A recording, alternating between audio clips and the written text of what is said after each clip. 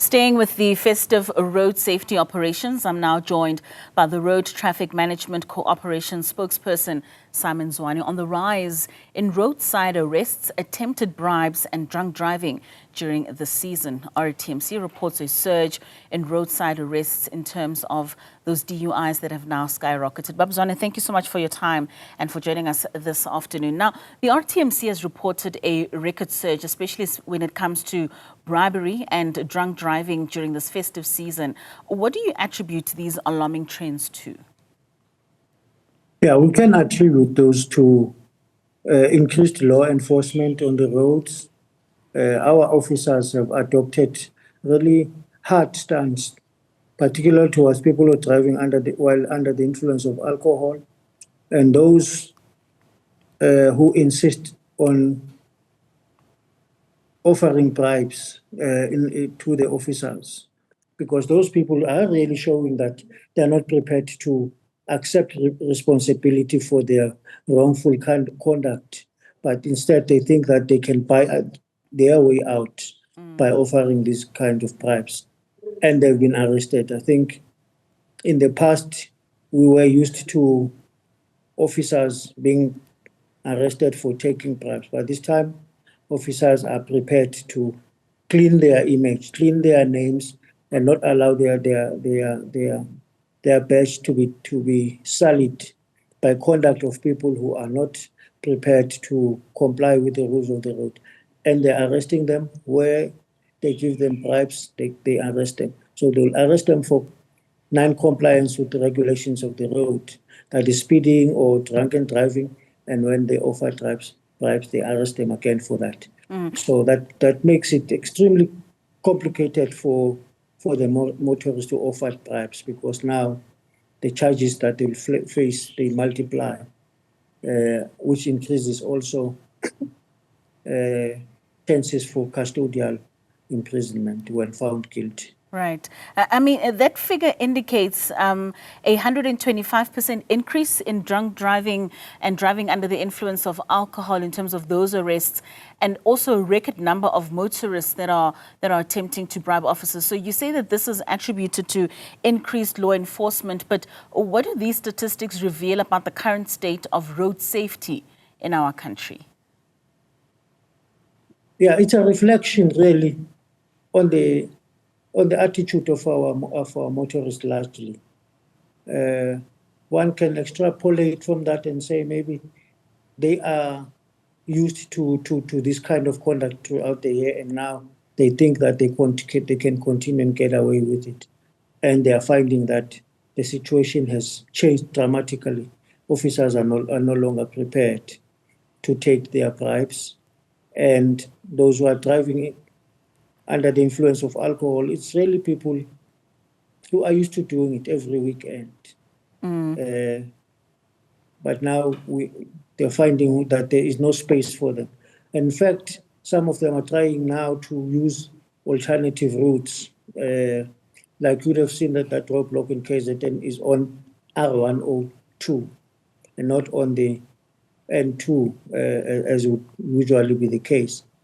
And that is because the data that we've analyzed shows that some people are choosing to use those secondary routes to try and run away from being caught on the national routes.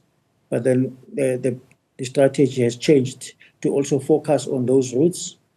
And as this is being the long weekend, it's actually the weekend on which we experience the highest number of crashes and fatalities, this Christmas long weekend thing.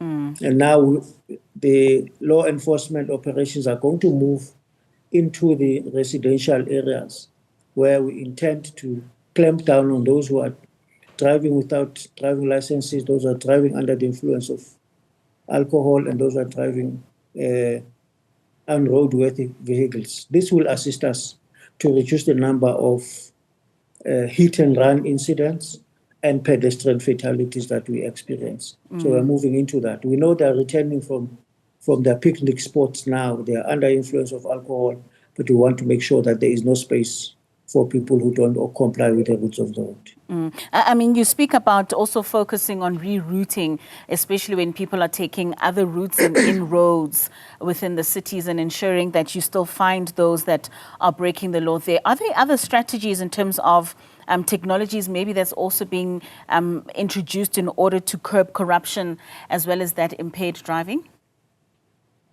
Yes, we do have technologies. We've got technologies that can assist officers to identify speeding vehicles by following them on the road. If they think that they will be able to identify an officer sitting under a tree with a speed operating machine, you'll be mistaken, because the person driving behind you will be able to record the speed at which you are driving, record even all other violations, moving violations that you may commit, such as overtaking over barrier lines and endangering the lives of other road users.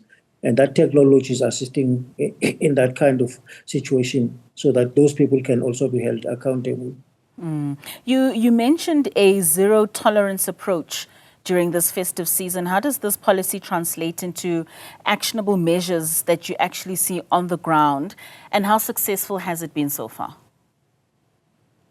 So far, we think that we are being successful, just simply by looking at the number of vehicles that are being impounded and discontinued. That tells you that there is a level of success. The number of buses, cross-border buses that have been stopped, overloaded, and intending to cross our borders and go through the neighboring countries, also tells a story of a success in dealing with this overloading. And even the number of trailers, heavily loaded trailers that have been stopped and impounded at different spots along the routes, also tells the story of a successful campaign to deal with overloading and those risks of unroadworthy vehicles on the roads. All right, Bob Zwane, thank you so much for your time. We certainly are looking forward to those numbers post the festive season to see really how far you have come with curbing some of those challenges that we experience on the road. That's the RTMC spokesperson, Simon Zwane.